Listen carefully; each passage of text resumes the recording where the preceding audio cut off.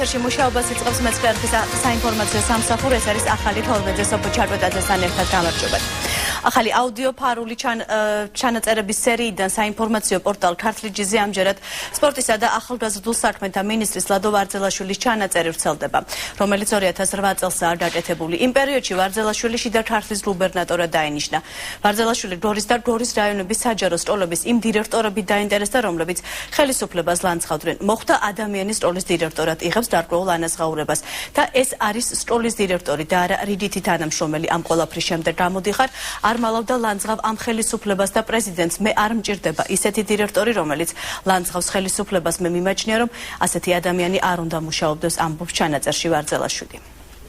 მოდი ვიტყვი იმას, რომ ამ ხელისუფლების პერიოდში სხვადასხვა რაღაცა მექანიზმებიდან გამომდინარე მოხდა ადამიანის სკოლის დირექტორად. ეს გარკვეულ ანაზღაურებას. ეს არის სკოლის დირექტორი და არა რაღაცა რიგითი თანამშრომელი. მან ყველაფრის შემდეგ გამოდიხარ კიდე და არ მალავ ამას და ოფიციალურად ლანძღავ ამ ხელისუფლებას და პრეზიდენტს. მე მიმაჩნია, ეს ადამიანი არ უნდა მუშაობდეს. ეს ჩემი მოსაზრება არის. როგორც კი ისე გაიგოს ვისაც მართლა გეუბნები. და რატო გეტყვი ახლა? თუ შენ ხარ ოპოზიციაში, მაშინ უნდა იყო ნეიტრალური. უნდა აკრიტიკებდეს ხელისუფლებას კონკრეტულად რაღაცა ქმედებებს და ამავდროულად ხელს არ უნდა უწყობდე რომელიმე სხვა ოპოზიციურ პარტიას და ძალას. თუ შენ ხარ ოპოზიციონერი და შენ არ მოგწონს ეს ხელისუფლება, მაშინ წადი და დადექი ოპოზიციურ რეგიონში. რამოდენიმე სკოლის დირექტორს ყველაზე არის 70 სკოლა არის ყველაზე არის ეს არის რამოდენიმე. არ მოგწონს ვენესუელის ხელისუფლება, ვინ გაძლევს ამ ხელისუფლებასთან იმუშავა. ოფისიც კი არ ქონდა, ძველი ოფიციალური კიდეც. არც კოორდინატორები ყავდა, არც კომისიის წევრები ყავდა, არავინ არ ყავდა. და ნოლიდან ავაწყე ერთ თვეში წარმოიდგინე. იმაში უბანზე ვერ შევარჩიეთ ისეთი ადამიანი, ვინც კვალიფიციურად ჩაატარებს და იქ ჩვენს ინტერესებს გაიზიარებს და იქ აგიტაციას დიას ხოხტებს. ან ისეთი დაგებული ფონი, მაშინ რაღაცა გარკვეული ჯგუფები იყვნენ ის საინტერესებს იზიარებდა და ასე ისე. ეს ქალაქში მეტად არის. სოფელში უფრო ეს სულოვნება მეტი არის. სოფელში შეიძლება ერთი კონკრეტული პიროვნების მიმართ იმხელა სიმპათია იყოს, ვინმეს კონკრეტულმა პიროვნებამ გადაწყვიტოს ფრიანად სოფლის ხმები, ხო ხდება? და ქალაქში აქ უკვე ეგრე არ არის. ახლა კორპუსში ხო ეს უბანზე საარჩევნოებაში შედის რამოდენიმე კორპუსი ან რამოდენიმე ქუჩა, იქ ერთი პიროვნების ავტორიტეტი ვერაფერს ვერ წყდება, ხო ხდება სოფლიდან განსხვავებით. იქ უნდა ყავდეს კარგი წარმომადგენელი, კარგი აგიტატორი, კარგი კოორდინატორი, კარგი კომისიის წევრი, ყველა ფაქტორი მუშაობს ამაზე, ხო ხდება? რატომ გახდა ივანიშვილის დაცვის წევრის სკანდალის მონაწილე? მისი მეუღლე აცხადებს, რომ ბესოსურმავაზე ზეწოლა ხორციელდება თანაც შვილების ფაქტორის გამოყენებით. მარტა ლობჟანიძე ამბობს, რომ მეუღლეს რუშინ საღამოს ტელეფონით დაუკავშირდა, მან ბავშვები მოიკითხა და თქვა, რომ ყველაფერი ისე იქნება, როგორც მათ ოჯახს ჭირდება. ეს ისე იქცევა, რომ მისი შვილების წინაშე იყოს მართალი. ამასთან ივანიშვილის დაცვის წევრის მეუღლის შეფასებით სურმავა სატელეფონო საუბარში არაადეკვატური იყო. ფიქრობ, ის არაფხიზელ მდგომარეობაში ან ნარკოტიკული ზემოქმედების ქვეშ იყო, აცხადებს ლობჟანიძე. ის ასევე ამბობს, რომ ბესოსურმავა ახლა საქართველოშია. შეგახსენებთ, სოციალური ქსელით რუშინ გავრცელდა ივანიშვილის დაცვის წევრ ბესოსურმავას მიმართვა, რომელშიც ის აცხადებს, რომ უსაფრთხოების სამსახურს ფიძინა ივანიშვილისგან კოალიციის წევრების ფარულად მოსმენა და ჩანაწერების გაკეთება ჰქონდა დავალებული. სურმავამ გავრცელა ასევე აუდიო ჩანაწერები, სადაც მისივე ტრიცებით ასახულია ეკა ბესელიას, ხუხაშვილის, ირაკლი ალასანიას, რუბა სანიკიძის და ირაკლი ღარიბაშვილის საუბრები. სურმავას მეუღლის ბრიფინგი დღეს იგეგმება. ჩვენ უსაფრთხოების სამსახურს ევალებოდა პატიმართა წამების გამო სასჯელახსრულების დეპარტამენტის კიდევ 2 თანამშრომელი დააკავეს. ქუთაისის მეორე დაწესებულების განყოფილების უფროსი გაგა ლიპარტელიანი და ქუთაისის მეორე საპყრობილის კონტროლიორი მიხეილ ჩხაიძე პატიმრების წამებასა და არაადამიანურ მოპყრობაში არიან ბრალდებული. პროკურორის განცხადებით აღნიშნული პირები დანაშაულს ჩადიოდნენ ქუთაისის საპყრობილის ტერიტორიაზე. პროკურატურის ინფორმაციით ამ ეტაპზე სულ დაკავებულია 18 პირი, მათ შორის სასჯელახსრულების დეპარტამენტის თავმჯდომარის მოადგილე, ციხის 2 დირექტორი და სხვა მაღალი თანამდებობის პირები. დაუსწრებლად წარედგინა ბრალდება და იძებნება 1 პირი. საქართველოს ჟურნალისტური ეთიკის ქარტია საგანგებო განცხადებას ავრცელებს ბოლო პერიოდში მედიის საშუალებით ფარული ვიდეო და აუდიო ჩანაწერების გავრცელების თაობაზე. Thartia სადანდაშოდ მიაჩნია, რომ ბოლო დღეებში საქართველოს მედიით ვრცელდება სხვადასხვა ფარული ვიდეო და აუდიო ჩანაწერები. Ამ ჩანაწერებს ავრცელებენ როგორც ხელისუფლების ორგანოები, ასევე ცალკეული კერძო პირები და არაიდენტიფიცირებული პირები. Უკვე გავრცელებული მასალების ანალიზი ცხადყოფს, რომ ეს პროცესი ხელს უშლის მოქალაქეების ინფორმირებულობას, ნორმალური საარჩევნო და მედია გარემოს არსებობას. ჟურნალისტური ეთიკის Thartia მოუწოდებს ყველა მედია საშუალებას, Thartis ყველა ხელმომწერ და არახელმომწერ ჟურნალისტს თავის შეიკავონ გადაუმოწმებელი, დაუსაბუთებელი და საეჭვო ფოტო, ვიდეო და აუდიო მასალების გავრცელებისგან. ეს არის ჟურნალისტური ეთიკის Thartis საგანგებო განცხადება, რომელიც ცოტა ხნის წინ გავრცელდა. ქართველი მილიარდერი ბიძინა ივანიშვილი საქართველოს ხელისუფლებას გამოწვევის წინაშე აყენებს ამ სათაურით საერთაშორისო საინფორმაციო სააგენტო როიტერი ვიდეო მასალას ავრცელებს. როიტერი წინა საარჩევნო პერიოდს ეხმაურება სააგენტოს ინფორმაციით კოალიცია ქართული ოცნების ლიდერი სააკაშვილის ხელისუფლებისთვის სერიოზულ საფრთხეს წარმოადგენს. როიტერი ბიძინა ივანიშვილთან ინტერვიუსაც აქვეყნებს. არც ერთ შემთხვევაში, არც ერთ სიტუაციაში ჩვენ არ მოუწოდებთ სამოქალაქო დაპირისპირებას. ჩვენ მოახერხებთ დემოკრატიული, წყნარი, მშვიდობიანი გზით ვაჩვენოთ ბოლომდე მისი სახე და ის თავის თავს თვითონ გაინადგურებს, თუ ვერ მოახერხებს, რომ დროულად დაიჭიროს კანონური პოზიცია და კანონის ფარგლებში დაბრუნდეს. გადაწყვეტილების მიღწევამდე ივანიშვილის დებატები უყვარს, მაგრამ როდესაც მიიღებს გადაწყვეტილებას, ის ყველაფერს აკეთებს, რომ მიღწეული შედახმება განხორციელდეს, ასე რომ საკმაოდ სასიამოვნოა მასთან მუშაობა. Bidzina Ivanishvili is a newcomer in politics. Bidzina Ivanishvili პოლიტიკაში ახალ ბედაა. მისი პოლიტიკური ბიოგრაფია არ არის რთული. ასე რომ ჩვენ და მთელ საზოგადოებას შეუძლია განსაჯოს მისი ამას წინანდელი განცხადებები. მისი გამონათქვამები ძალიან ურთიერთსაპირისპიროა. ხშირად ერთმანეთს გამორიცხავს. His statements are very He is very battle hardened. ის საკმაოდ ბრძოლის უნარიანია, რომელმაც 90-იანი წლების რუსეთის ალიაკოთი გამოიარა და ის არ არის ძალიან გულუბრიყვილო. მიუხედავად იმისა, რომ თავის პირველ განცხადებაში არ იყო შთამბეჭდავი, ფიქრობ ის საკმაოდ წარმატებულია თავის კამპანიაში. იყენებს რა ლობისტებს, ასევე მედიას ძალიან კარგად, ძალიან წარმატებით. მე ვფიქრობ საკმაოდ სერიოზული საფრთხეა მმართველი პარტიისთვის. და მეცხრე არხის საარჩევნო პროექტი ხაზია საქართველოს ტელეხიდი მეცხრე არხზე საინფორმაციო გამოშვების დასრულების შემდეგ ზუსტად პირველ საათზე დაიწყება. 2 საათის განმავლობაში მაყურებელს მთელი საქართველოდან საშუალება ექნება პირდაპირ ეთერში დაუსვას შეკითხვები საარჩევნო პროცესის ერთ-ერთ მთავარ მონაწილეს. გადაცემის სტუმარი კოალიცია ქართული ოცნების ლიდერი ბიძინა ივანიშვილი იქნება. პირდაპირ ჩართობი რეგიონებიდან ბორჯომის, თეთრი წყაროს, ადიჯენისა და ასპინძის მოსახლეობა პირდაპირ ეთერში დაუსვამ შეკითხვებს. კოალიციის ლიდერს მოწყობილია კოლ-ცენტრი, სადაც მაყურებელს ასევე შეუძლია კითხვების დასმა. ტელეხიდს მეცხრე არხის ჟურნალისტები თამთა სანიძე და თორნიკე კვარენჩხელაძე გაუძღობიან. მე შეგახსენებთ პირველი ტელეხიდი მეცხრე არხმა 2 კვირის წინ გამართა. ტელეკომპანიამ ასევე ოფიციალური წერილით მიმართა პრეზიდენტის ადმინისტრაციასაც და მიხეილ სააკაშვილს, როგორც ნაციონალური მოძრაობის ლიდერს ტელეხიდში მონაწილეობა შესთავაზა.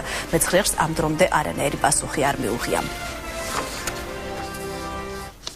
მეცხრე არხი მასწავლებლის გარძელებას ითხოვს. ტელევიზიის ინიციატივით უკვე მზად არის 20,000-მდე ხელმოწერა, რომლებიც მედიის საკითხებში უთოს წარმომადგენელს გადაეცემა. არხის ინიციატივით მიმდინარეობდა ონლაინ პეტიცია, სადაც მოქალაქეები სავალდებულო ტრანზიტის გარძელებას ხელმოწერით ადასტურებდნენ. დღესვე ტელევიზიის ხელმძღვანელობა ყველა საკაბელო კომპანიას მიმართავს, რათა მასწავლებელი არჩევნების შემდეგაც დანარწმუნდა. მეცხრე არხი საკუთარ პაკეტში 1 ოქტომბრის შემდეგაც დატოვონ. დიდი ციფრი ონლაინ პეტიციისთვის მიუხედავად 20,000 ონლაინ პეტიცია, რომელიც გავაკეთეთ Must Carry Must Stay და რომელი ხელმოწერების ქალბატონ მიატოვიჩის სახელზე იგზავნება 20,000 გადააჭარბა და კიდე გაიზრდება ეს 1 ოქტომბრამდე. მე ვფიქრობ, რომ რეაგირება იქნება, ჩვენ იმედი გვაქვს ყოველ შემთხვევაში ამისი. პლუს ამას ჩვენ მინდა თქვა, რომ ჩვენ ხვალ გავაკეთებთ მიმართვას ყველა საკაბელო ტელევიზიაზე, მათ ოფიციალურად მიმართავთ წერილობით, რომ ჩვენ მზად ვართ, მიუხედავად იმისა, ხელისუფლება გააგრძელებს Must Carry-ს თუ არა, მათ როგორც ვიცით, ჩვენ ეს Must Carry არის ვალდებულება, მაგრამ როდესაც ის მისი ვადა გავა საკაბელო ტელევიზიებს მაინც შეუძლიათ დატოვონ მეცხრე არხი თავიანთ პაკეტში, ამიტომ ჩვენ მიმართვას გავაკეთებთ ყველა საკაბელო ტელევიზიაზე, ასევე მიმართოთ მარეგულირებელს, რომ ჩვენ სურვილი გვაქვს, რომ დარჩეს მეცხრე არხი მათ პაკეტებში.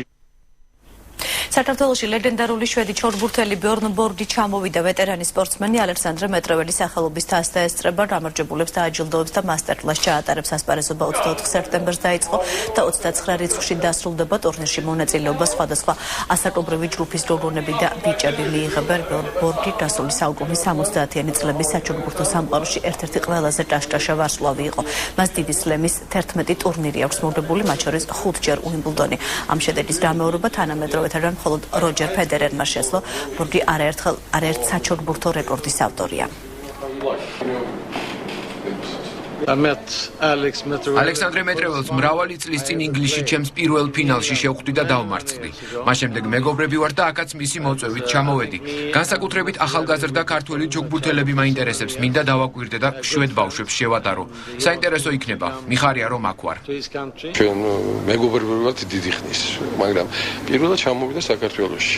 მე დავაპატიჟე, იმიტომ რომ აქ ტარდება ჩვენ თასის გათამაშება, ბავშვები იღებენ მონაწილეობას, სადღაც 130 ბავშვია. ეს დიდი დღესასწაული იქნება ბავშვებისთვის, ესეთი ჩოგბურთელი რომ ესე იგი მიიღებს, მიცემს ესე იგი ჯილდოს, ხო?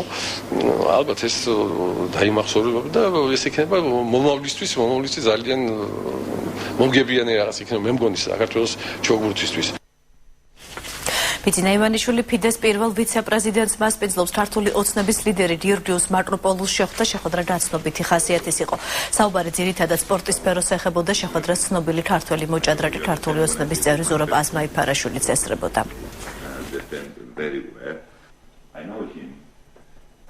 The truth is that we had not political discussions with Mr. Ivanishvili.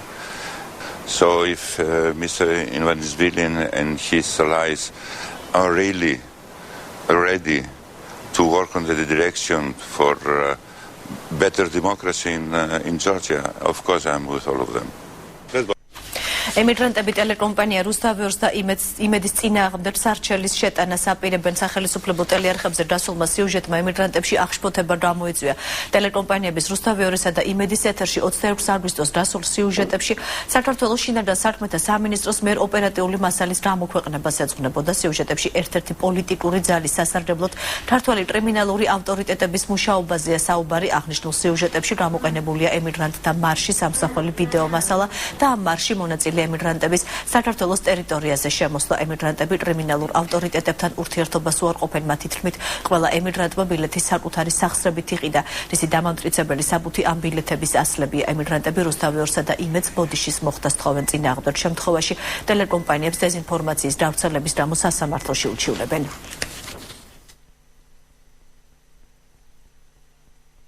2004 წელს, როცა ჩემი შვილი მეგობარ გოგონასთან ერთად მოკლეს, მაშინ პროკურორი იყო ესეთი სუბელიანი, რომელსაც მითხრა და ამაზე მე პასუხს ვაგებ ყველა ჩემ სიტყვაზე, რომელმაც მითხრა სიტყვით ვიმეორე. შეგახვედრებ ქურდებს და ის ქურდები გეტყვიან ვინ მოკლა შენი შვილი. მე მაშინ ჩემი შვილის გამო არ დავთანხმდი ამაზე. და ეხლა აი ამ აქციის ჩასატარებლად მე ქურდებმა დამაფინანსეს. ეს არის საშინელი ცილის წამება და ჩვენ აი მე პირადად ამას ესე არ დავტოვოთ. არასამთავრობო ორგანიზაციას ახალგაზრდების სამართლიანობისთვის ხელისუფლება პატიმრების მიმართ უყურადღებობაში დაადანაშაულა. ორგანიზაცია დღეს სასჯელახსრულების მინისტრ გიორგი ტუღუშს მიმართავს საპატიმროებში დაავადებული პატიმრების საკითხზე. შესაბამისი რეაგირება მოახდინოს. ორგანიზაცია მოითხოვს დაუყოვნებლივ გაეწიოს სამედიცინო მომსახურება მძიმედ დაავადებულ პატიმრებს. ორგანიზაცია ახალგაზრდების სამართლიანობისთვის საქართველოს მოგმართავთ ამ წერილით, რათა პატიმრებისთვის გაკეთდეს ყველაფერი მათი უმძიმესი ხვედრის ოდავ მაინც შესამსუბუქებლად. ბატონო მინისტრო, სამწუხაროდ ჩვენ მუდმივად მიმართავდით თქვენს წინამორბედს ქალბატონ ხათუნა კალმახელიძეს, ვაწვდიდით კონკრეტულ ფაქტებს სასჯელახსრულების სისტემაში მყოფი დაავადებული პატიმრების შესახებ და ვითხოვდით შესაბამის რეაგირებას. წამების ფაქტები შემზარავია და ბუნებრივი ამაზე არის აქცენტი გადასული, მაგრამ ამავდროულად არ უნდა დაგვავიწყდეს პატიმრები, რომლებიც ასევე იტანჯებიან და ჯანმრთელობის მდგომარეობის გამო და იმ პირობებში, როდესაც მათ არ მიეწოდება შესაბამისი სამედიცინო მომსახურება.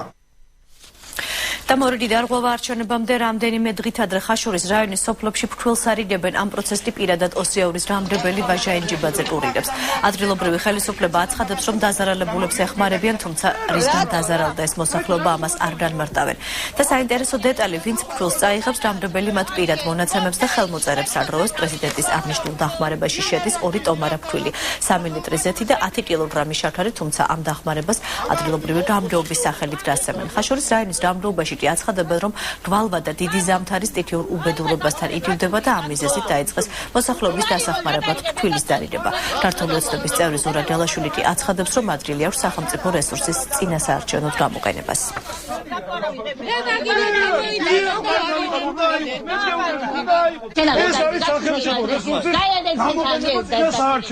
პირდაპირ არც სტიქია ყოფილა ჩვენ სოფელში არაფერი არ ყოფილა რაზე არ იგებენ შეეკითხეთ რას ლაპარაკობ უკუმას რაზე ლაპარაკობ იმან მოიტანა საარჩევნო რა საარჩევნოდ მოიტანა საარჩევნო ზუსტად ეხლა მოიტანა საარჩევნო არა დაიცა საარჩევნოს მოიტანა ეს საარჩევნო არ არის ეს საარჩევნო მოიტანა ეს დახმარება თავრობისგან სააკაშვილიდან. ეს არის სახელმწიფო რესურსების გამოყენება წინა საარჩევნოდ. 4 წელი გავიდა, ამაზე უარესი წლები ყოფილა.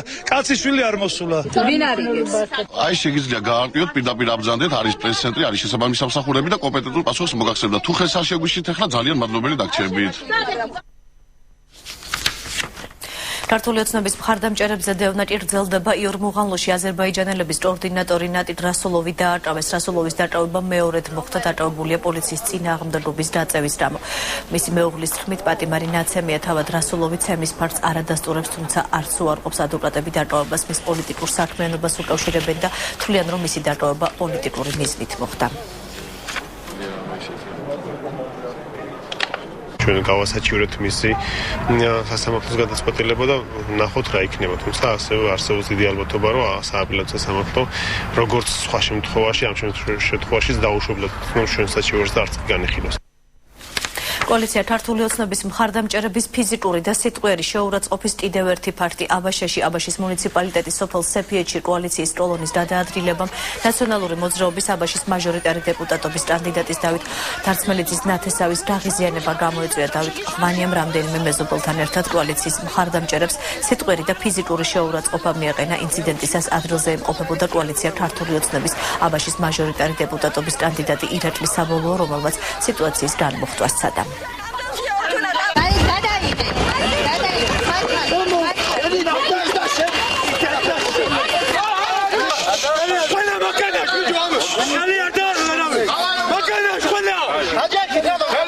ეს ჩვენ გქონდა მშვიდობიანი მსვლელობა აბაშის სოფლებში. მე განვაგრძობდი წინასაარჩევნო კამპანიას. ჩვენს კოლონას თავს დაესხა ნაცმოძრაობის აქტივისტები. მე მინდა უთხრა თითოეულ მოქალაქეს და მოუწოდო მათ სიმშვიდისკენ. ჩვენ არ ვიქნებით გაყოფილი ხალხის ხელისუფლება და აუცილებლად დავიცავთ თითოეული მოქალაქის ხმასაც და ინტერესსაც. არასამთავრობო ორგანიზაცია საქართველოს მწვანეთა მოძრაობის დედამიწის მეგობრობის კახეთის კოორდინატორი ნურზარ გაბუნია საქართველოს პრეზიდენტის ღირსების ორდენს უკანობრუნებს და ქართულ ოცნებას უერთდება. მედალოსნის განცხადებით მან მიხეილ სააკაშვილისგან ღირსების ორდენი 2012 წლის 6 სექტემბერს კულტურის სფეროში შეტანილი წვლილისთვის გადასცა. მის უკან დაბრუნების გადაწყვეტილება კი მან ქვეყანაში პოლიტიკური რეპრესიების გამო მიიღო. ხედავთ და გვესმის, რომ ისეთივე ზეწოლები გრძელდება, რაც გრძელდებოდა თურმე აქამდე, რაც ვიცოდით, მაგრამ თვალნათლივ დიდი ხანი არ არის, რაც დავინახეთ სულ ყველამ.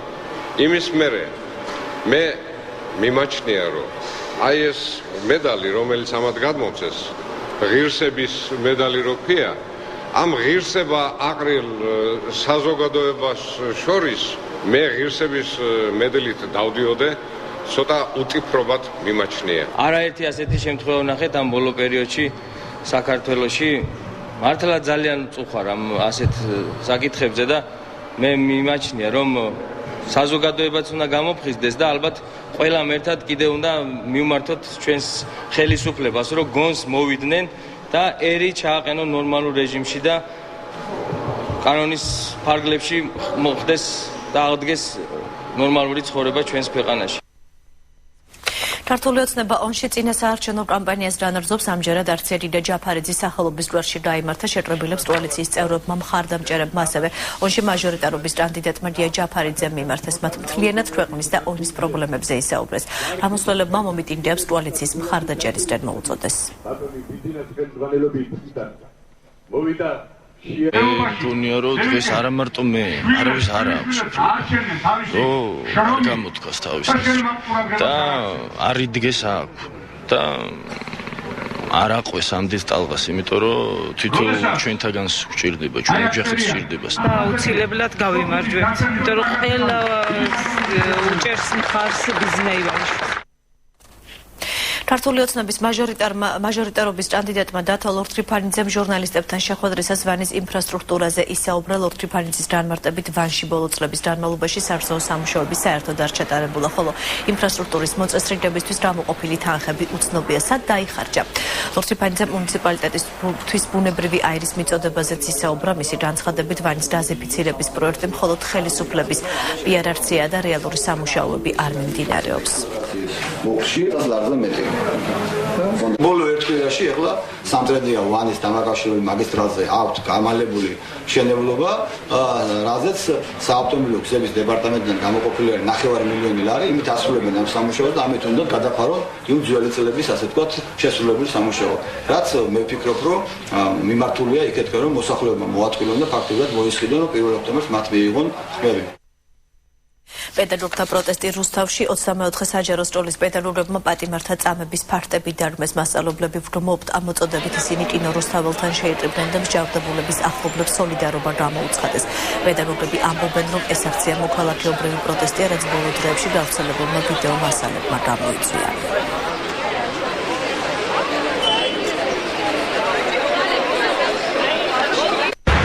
სადგევარია ქვეყანაში, რაც არის ჩვენი სადგევარია პირველ რიგში.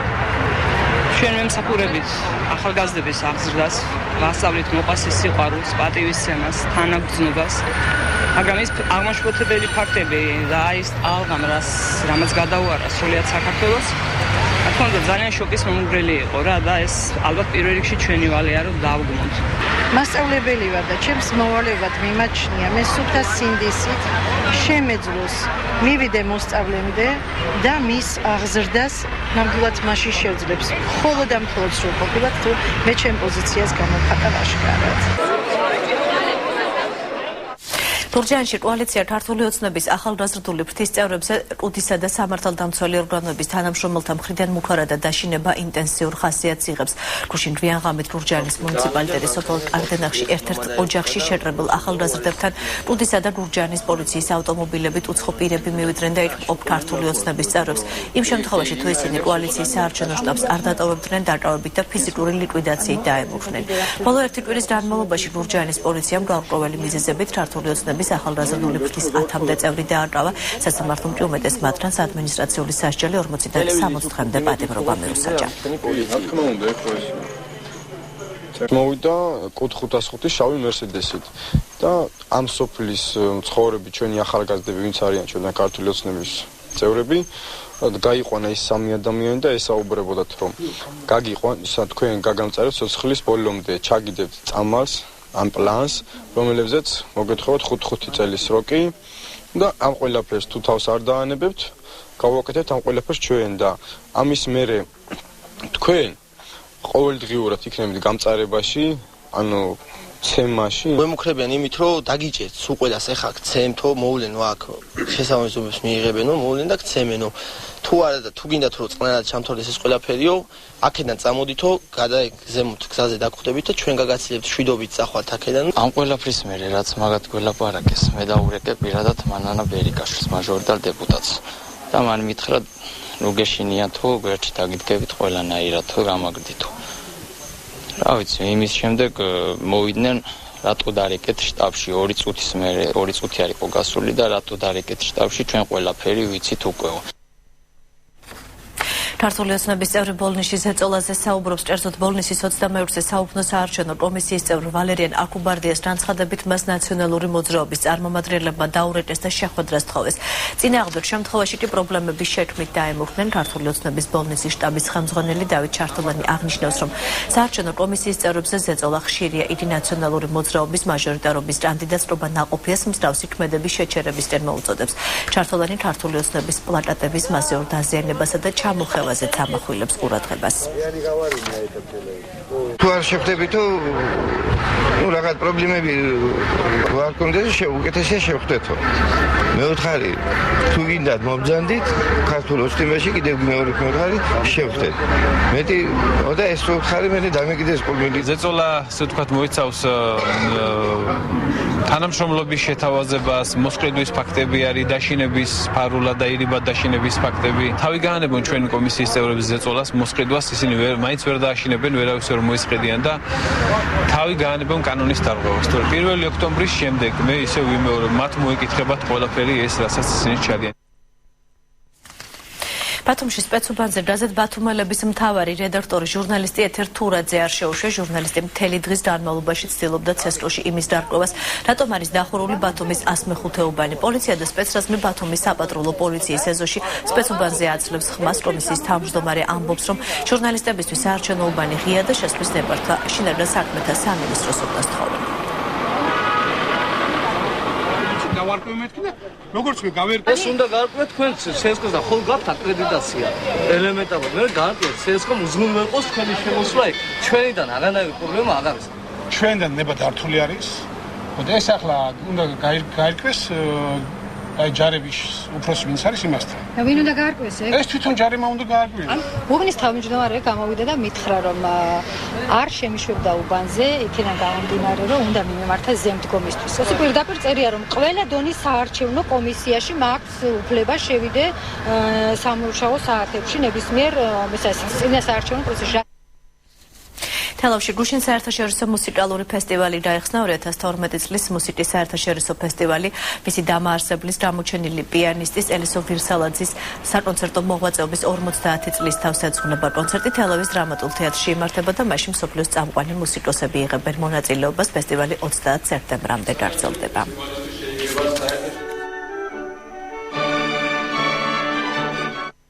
ნელი სალაძის მხატვრული ტანვარჯიშის აკადემიამ კი ახალი წარმოდგენა დადგა ჩონგურსი იმები გაუბი ცნობილი ქართველი ტანვარჯიშისა და მრავალი ჯილდოს მფლობელის ხელმძღვანელობით დაიდრა ქალბატონი, რომელიც ალბომის მწვრთნელად არის მიჩნეული, ახალგაზრდებთან მუშაობას ისევ განაგრძობს.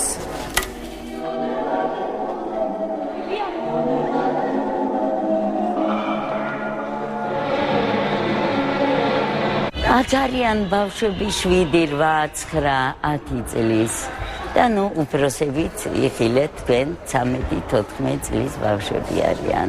მხატვრული ტანვარჯიში საერთოდ ეს არის ხელოვნება პირველ რიგში. ამიტომ სპორტიც არის და ხელოვნებაც და ჩვენ ყოველთვის ამ ხაზს ვატარებდით. ძალიან ბევრ შეჯიბრებზე დავდივარ. ნელი მასწავლებლის კლუბის საშუალებით ვიყავი წელს არაერთ საერთაშორისო ტურნირზე. ვიყავი ევროპის ჩემპიონატზე, სადაც მოვიპოვე გუნდურ ჩათვლაში მესამე ადგილი. ამ დროისთვის სულ ეს იყო და ვიდრე დაგემშვიდობებით მე კიდევ ერთხელ შეგახსენებთ ზუსტად 1 საათზე მე-9 არხის საარჩევნო პროექტი დავა პირდაპირ ეთერში ხაზია საქართველოს ტელეკითხვის სტუმარი კოალიცია ქართული ოცნების ლიდერი ბიძინა ივანიშვილი. იქნება მადლობა რომ გვიყურებთ ახალმეს.